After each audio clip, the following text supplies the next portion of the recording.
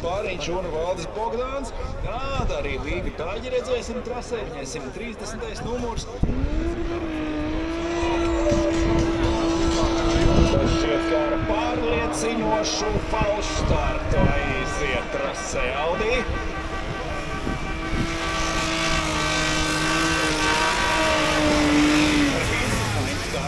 Augšā pedāli neatlaižot. Subaru gan atzīstam ieskrējās jau tuvojoties kalnu beigām.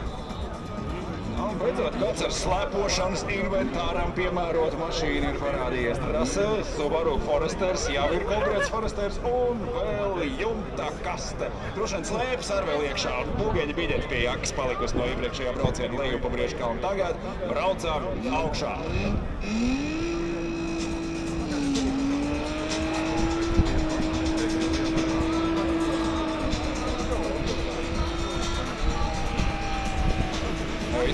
Varētu būt kā automāts. Visā trases naučiem ir tādi, kur ar zobu sāpēm ir lido pāri tie, kuriem zemākas mašīnas nekā pārējiem.